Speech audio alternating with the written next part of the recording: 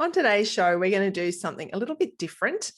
I'm going to answer some common questions that are asked. So when people join my Let's Talk Thyroid Facebook community, I ask a number of questions. And one of the questions is, have you got any questions about thyroid health? How can I serve you better? Just wanting to know what the issues are for people kind of coming into the community. And there's lots of different questions, lots of different categories of questions.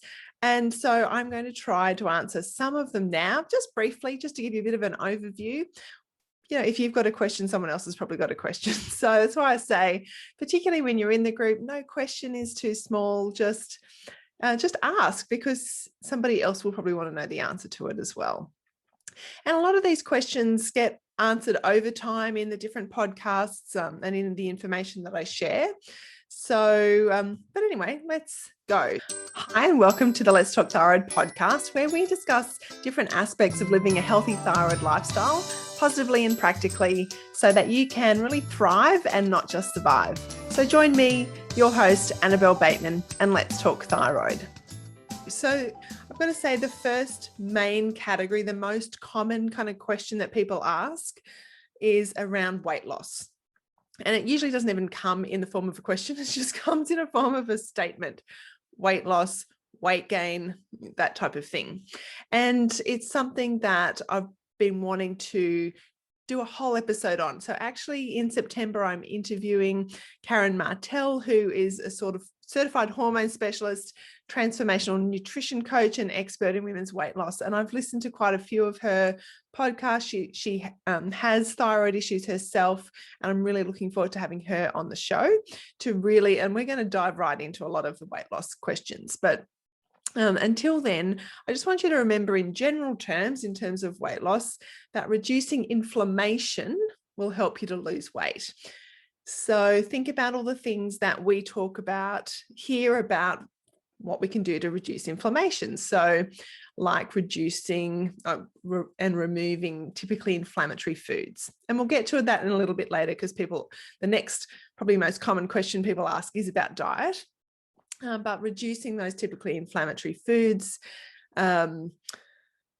reducing stress, getting better sleep, reducing our toxic load, working on our mindset, all these things overall are part of that anti-inflammatory approach to health. And that will help with losing weight. So that I'm just going to leave that for there, because I know that we're going to get into lots of really interesting topics on this. So answers on this question. So stay tuned for that. It probably won't come out till the end of September, assuming that our interview goes ahead on schedule, but hold tight. And if you've got specific weight loss questions, then please send them to me, email me, message me, however you want to communicate with me. Just ask. I know a few people in the thyroid group have actually asked about, not everyone with thyroid issues has trouble losing weight. Some have trouble gaining weight or maintaining weight, particularly if you're in that overactive thyroid.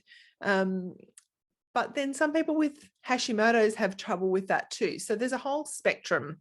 So if you've got questions, anything to do with weight, please let me know. All righty. So the next lot of, we'll come to diet in a minute, but the next common category of questions that are asked are along the lines of, I've just been diagnosed, I feel overwhelmed, I don't even know what my questions are yet. I don't have any questions. I just want to take it all in. I don't know what to expect. I don't know what to ask. And I think that's great, actually, because you're in the right place. Like, if this is you, then this podcast is right for you. My Facebook group is completely good for you. You're probably the target market. Hold on. I've got to go stop that door. Oops.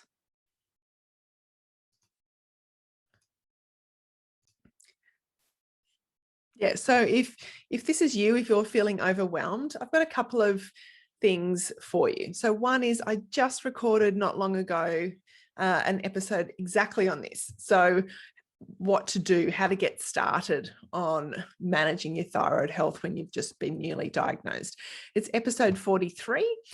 So take a listen to that. I would strongly recommend that you look at the show notes for it too, because I've really stepped out those 10 steps. I've called it 10 steps, 10 things to do when you're newly diagnosed.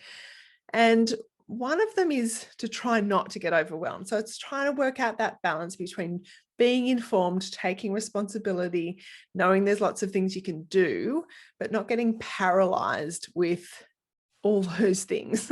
And you don't have to do all the things all at once. In fact, you can't. This is a long journey. It's a lifelong thing. It's not something that's going to be resolved in a month or two. So take that as a positive thing. It is something that you can take time to address.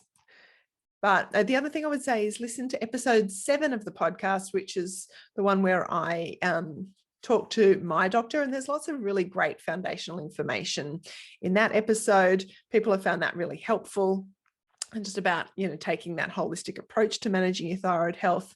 And in fact, really a lot of the first 10, 12 or so episodes of the podcast, I was quite deliberate when I started about wanting to lay down some foundations for how to manage your thyroid health holistically. And so if you're not sure where to start, just go back to the beginning of the podcast and start listening from there, and just take one step at a time.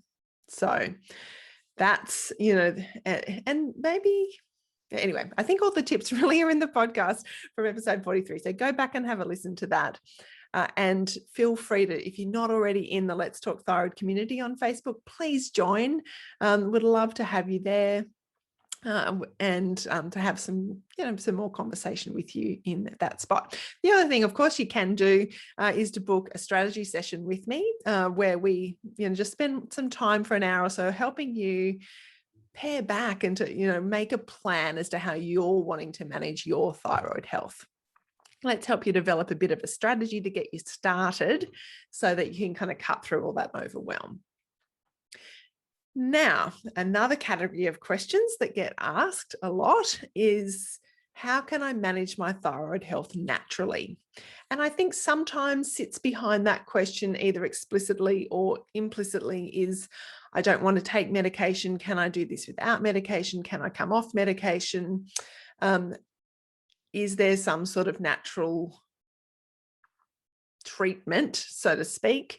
So how do you manage your thyroid health naturally? And look, the reality is I am a passionate thyroid patient advocate. I am not a doctor. I'm not a naturopath. I'm not medically qualified. And so I'm careful as to how I answer this question. And that's why I love to bring on experts onto the show to answer some of these types of questions from a practitioner perspective.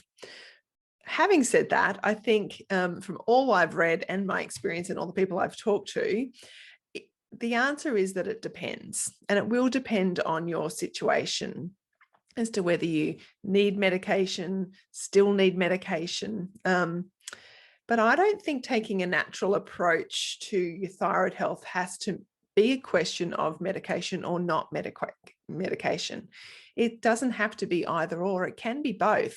I mean, that's certainly my experience. I take thyroid medication, but I would say I take a natural approach to managing my thyroid health, because I'm all about diet and lifestyle and supplements and essential oils and all those things that we can do to support our thyroid health alongside perhaps taking medication, if that's what you're recommended to do by your health practitioner.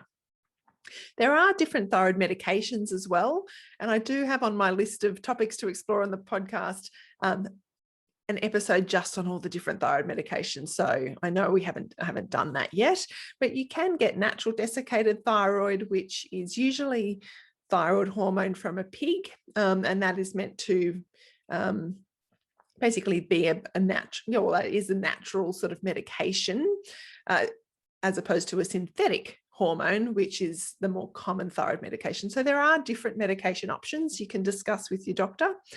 So know that that might appeal to you too if you're looking for, I guess, that more natural approach. But lifestyle definitely is, in my view, taking a natural approach. Working with a naturopath or maybe a Chinese medicine practitioner or a nutritionist, they're the sorts of health professionals that can help to support you on that natural path alongside perhaps a holistic or integrative doctor. So Christine actually asks, how do you then find a good naturopath? You know, all very well for me to say, work with a naturopath. How do you find a good one? I think it's like any of these people in our thyroid health support team. It can take time to find the right person for you. Always ask for recommendations, personal recommendations. So if you've got a friend with a thyroid condition that you know works with a naturopath, ask who they use and whether they would recommend them. Personal recommendations always going to be a really good place to start.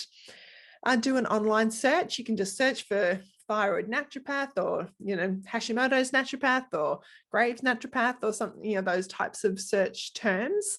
And you'll see when you're reading the naturopath's website or bios, whether they've got an overt interest, I suppose, in thyroid conditions. And some will have their own thyroid issues as well.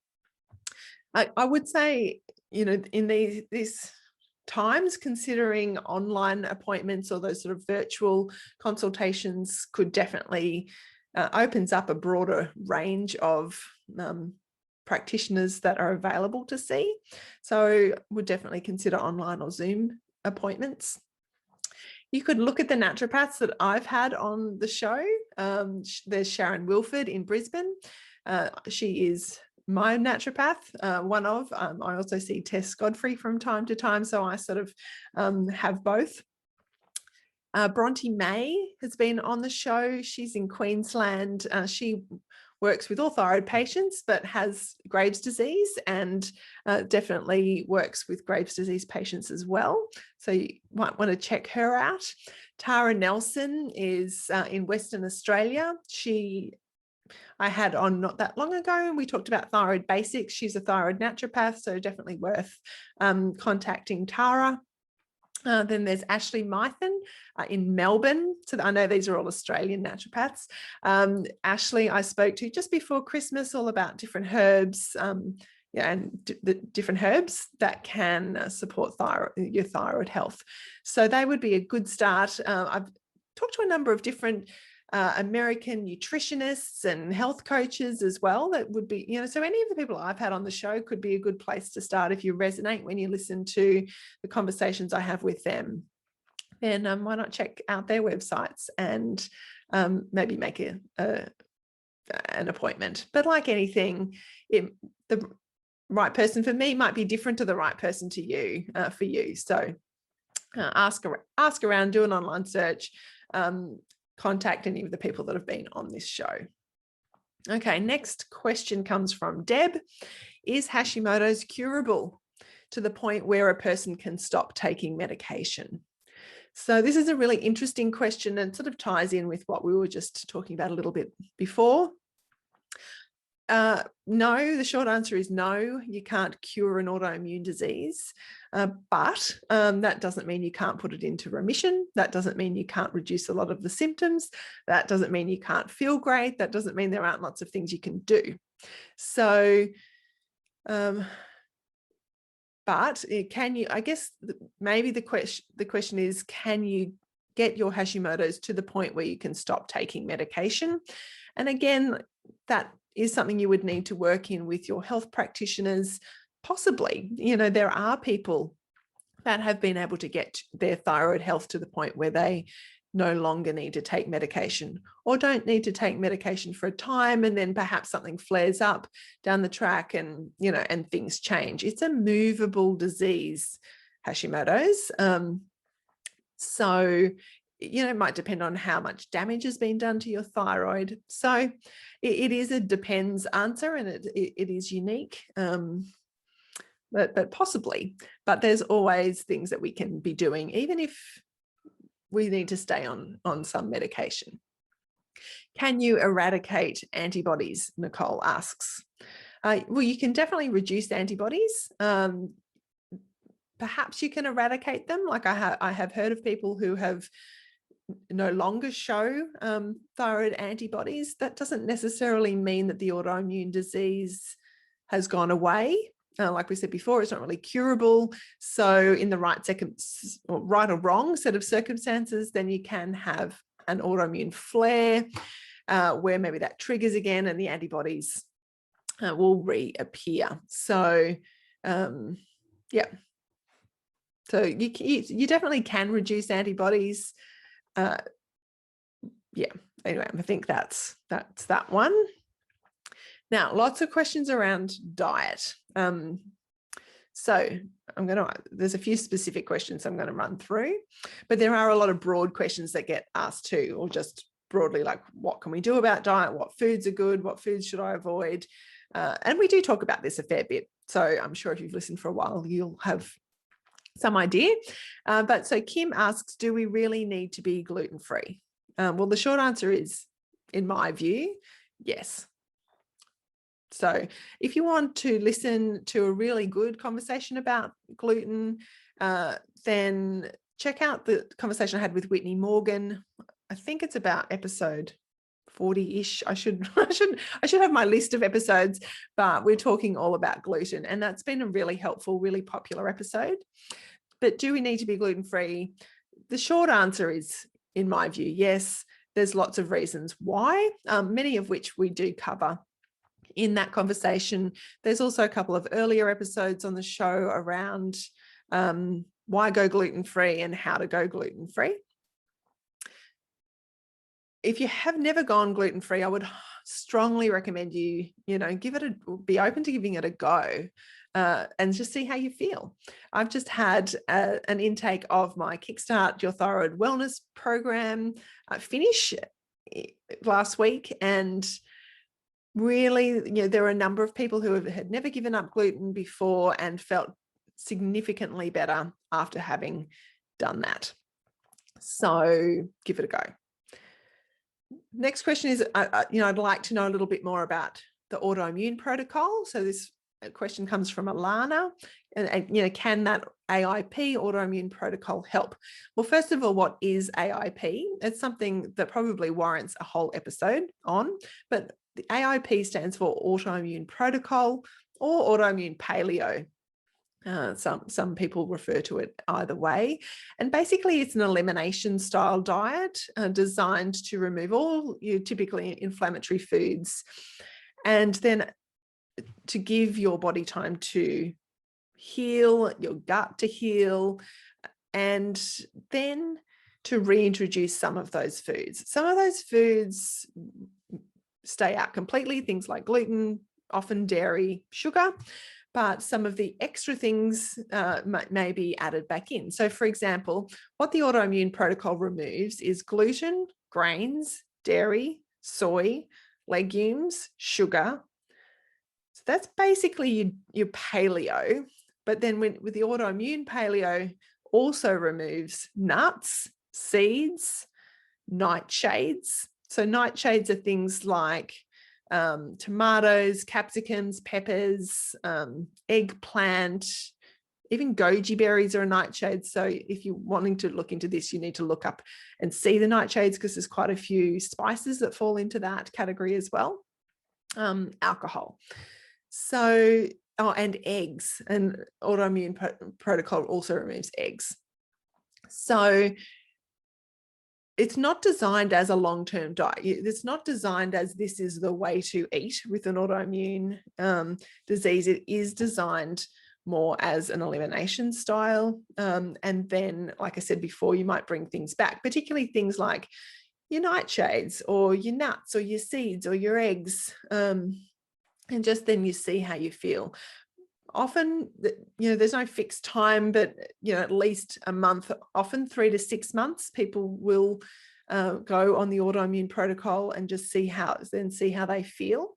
And most people will end up with that paleo-ish diet. So yeah, you definitely look into that. So I think what I would say is, I would describe my diet as paleo-ish. I have done seasons of autoimmune in the past, the AIP in the past. It is hard. It is really hard.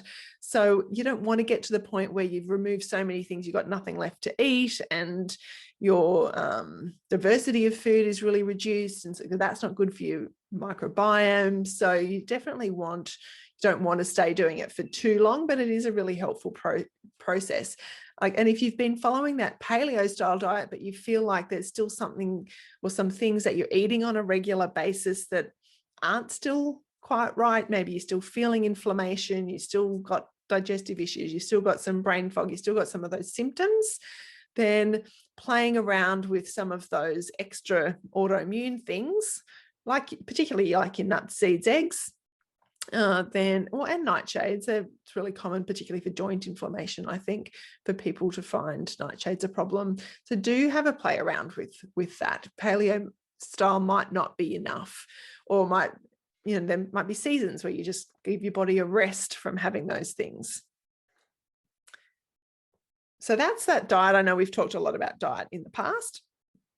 Next question. Deb, I think this is a different Deb. There's a few Debs in the group. Deb asks, what do you do when your doctor doesn't listen? Well, the short answer to that, Deb, is find a new doctor. Pretty much that is the answer. If you've got a doctor that doesn't listen, doesn't consider your symptoms, won't refer you to the tests that you need to have done, thinks that perhaps you're making it up, or it just wants to put you on antidepressants, or says it's all in your head, or just tells you to eat less and exercise more. If you have a doctor that's saying those things and doesn't listen, doesn't believe your symptoms, doesn't want to, or any of that, then really you need a new doctor. So I would say build your support team, build your thyroid support team. There are people I know, and I know there are people in this community in Australia in particular that live in reasonably isolated places where there aren't a lot of different doctors to choose from. So that is where building out your thyroid support team would be really important.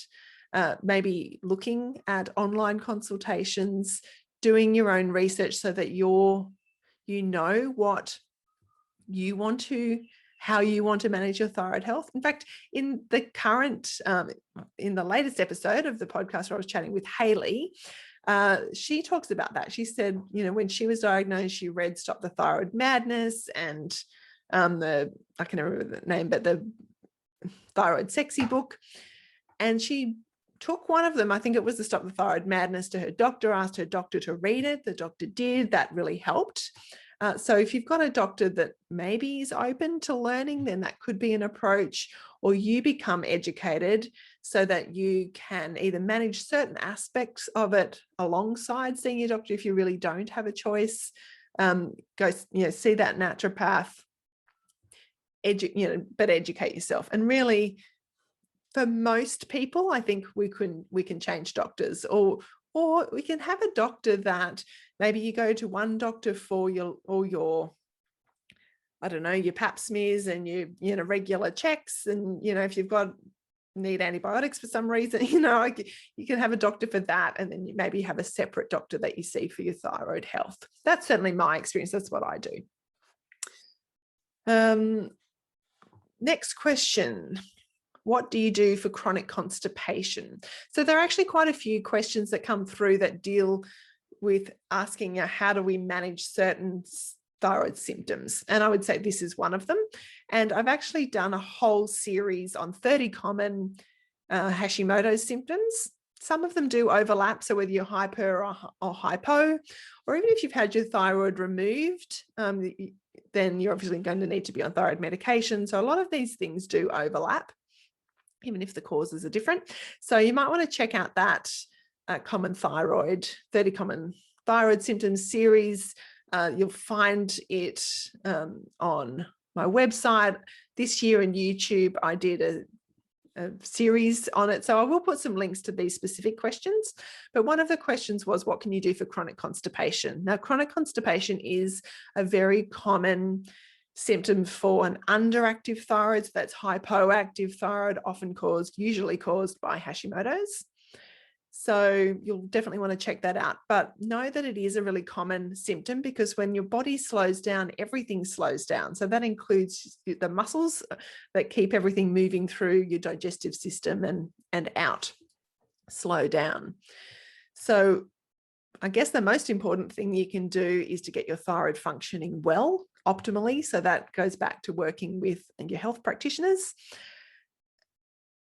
Working on your gut health. So again, removing those typically inflammatory foods, making sure you've got, like healthy gut microbiome, so a variety of, vegetables and fruits and things like that.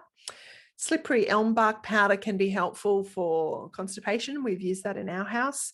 Staying hydrated. I know for me, if I have periods where I'm a bit constipated, these days it's usually because I'm not hydrated. So making that extra effort to drink plenty of water. Maybe that's when I will add a couple of essential oils into my water, like peppermint or ginger or lemon. They're kind of good ones for getting the digestive system going. You give yourself a little tummy massage, maybe add, a couple of drops of those essential oils in with some carrier oil and just massage, your abdomen area. Maybe getting a colonic. It's not something that colonic irrigation, not something I've done personally, but I know people that find that helpful. So that might be something to explore as well.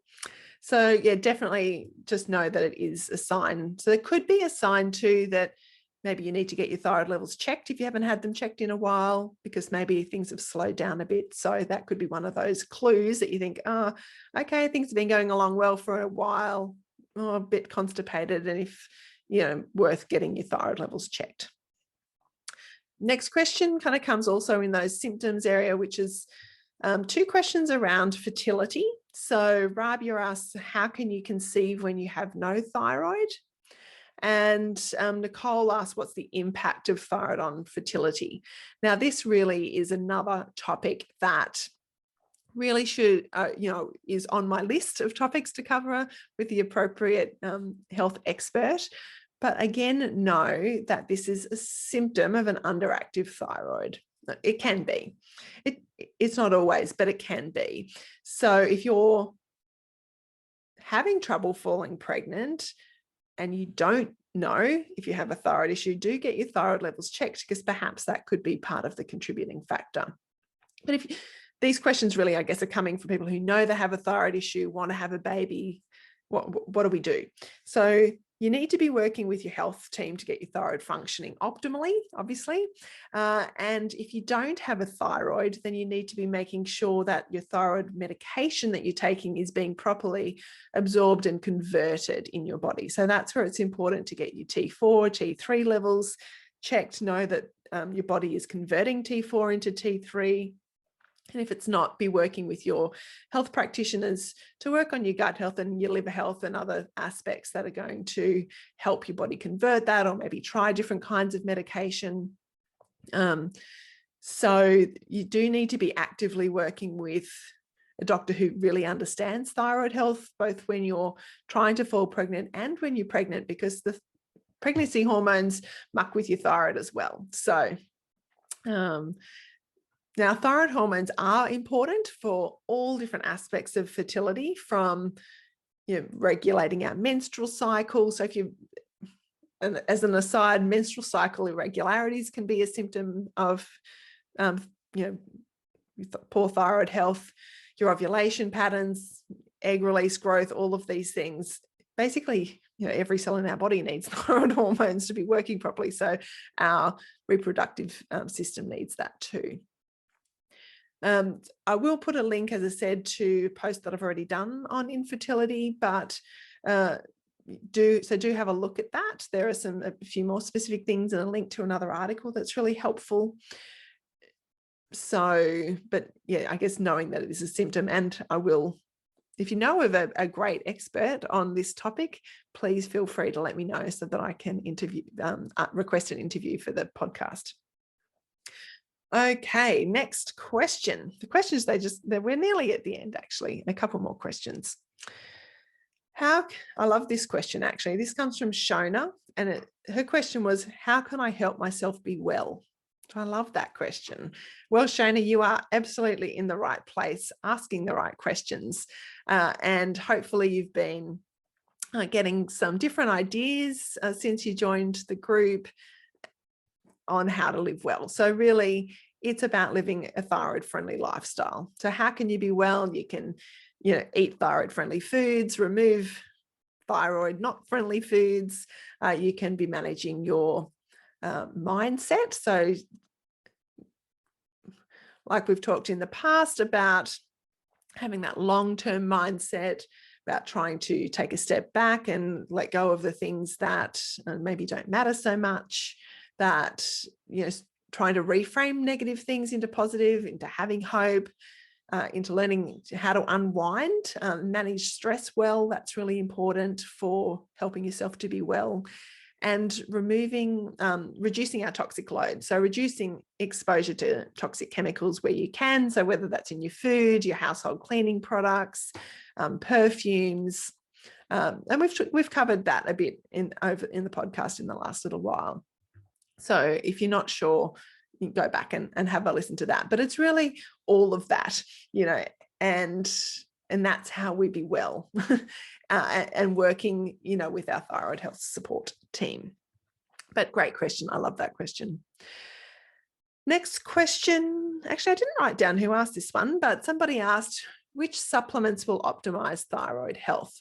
Again, great question. And definitely one that's been picked up on, over time on different episodes of the podcast. So all of the naturopaths that I think I've talked to that I mentioned before, we've covered supplements. Definitely they're covered in the conversation with Dr. Aip Thomas, who's my doctor. That was episode 7. Angela Brown, when I talked to her about minerals and mindset, that's a really great episode. So have a listen to that. I can't advise on supplements. Obviously, that's not my training. I think it would be fairly general knowledge that most people with autoimmune diseases have a vitamin D deficiency. So always good to get your vitamin D levels checked from time to time and supplement to that. But just test and don't guess. So we're all different. We all need to know, do we have different nutritional deficiencies? And if we do, then we can work with a naturopath or a nutritionist or a holistic doctor to supplement for those deficiencies, but we can't just guess. We do need to test. So do that.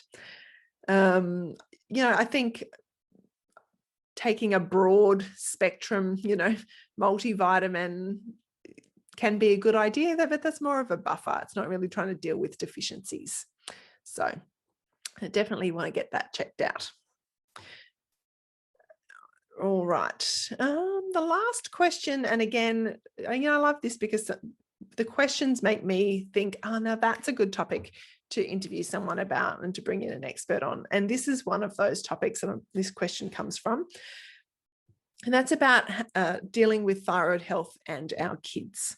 So Linda asks, how can I support my teenage daughter who's 14 and has recently been diagnosed?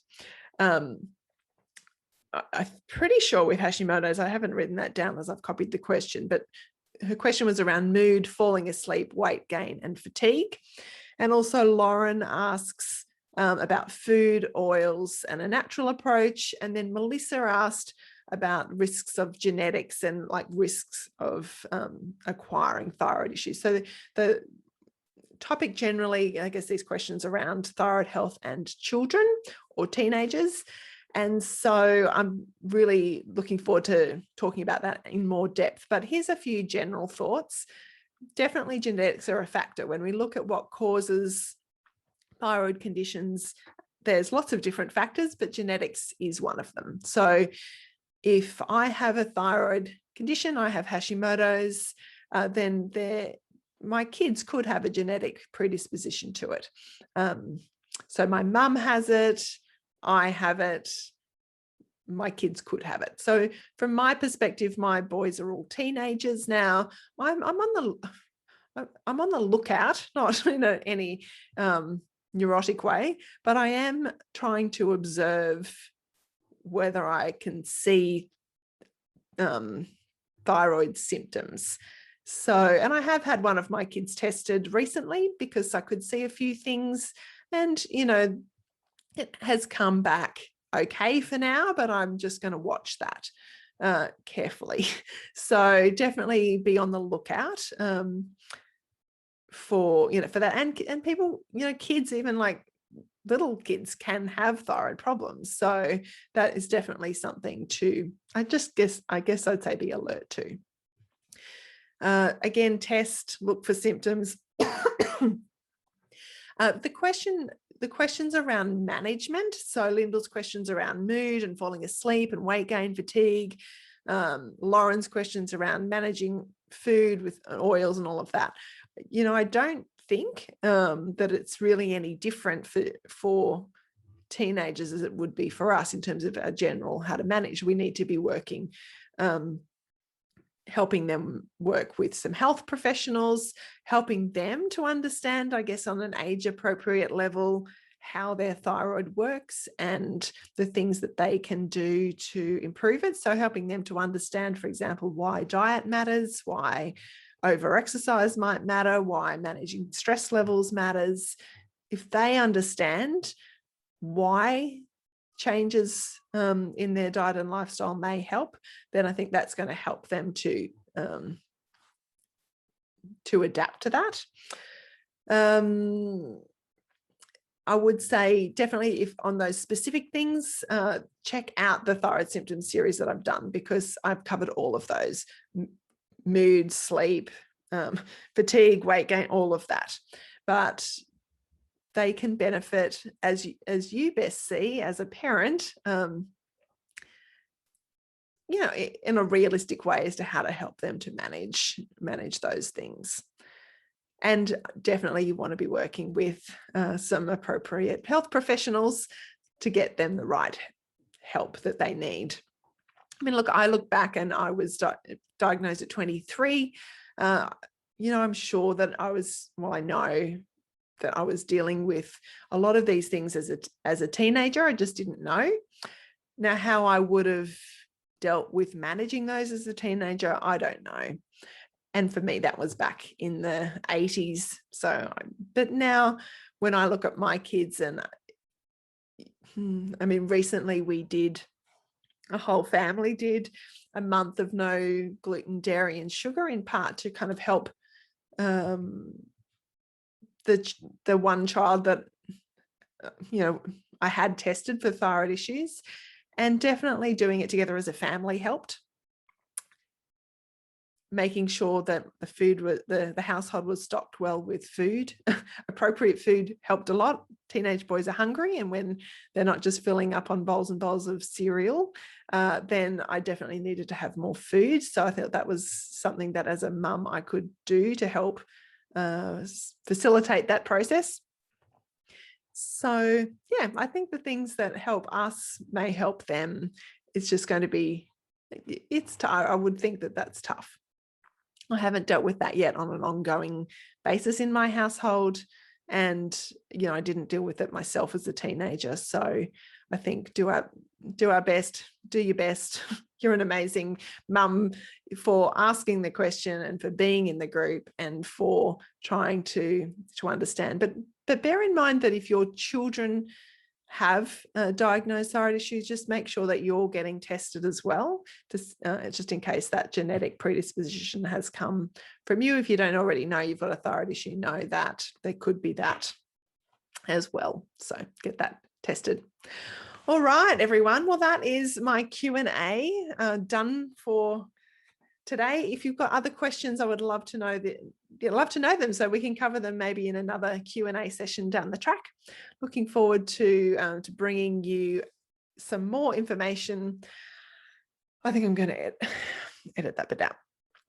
Anyway, have a great day. Have a great week. I really appreciate you listening to the podcast, sharing it with your friends. I hope this has been helpful, some short, sharp answers, and look forward to just continuing to bring you positive and practical thyroid information.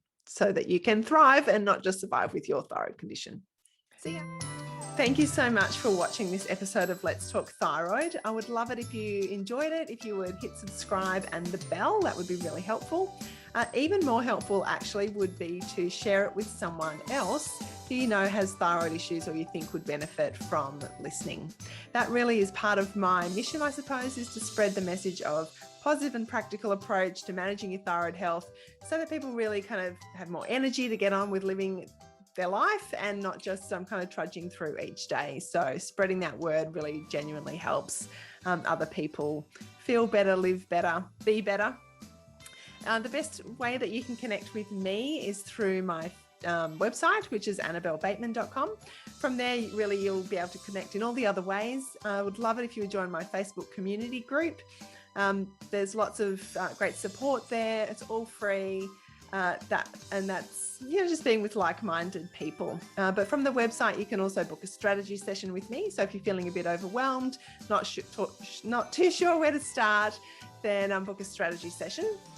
There's also freebies to download and links to look at my online courses or purchase some essential oils or my cookbook.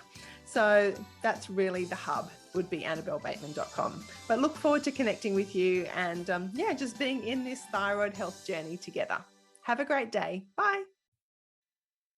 The information presented and discussed in this podcast is not intended to diagnose, treat, cure, or prevent any disease and should not be used as a substitute for proper advice from a qualified professional.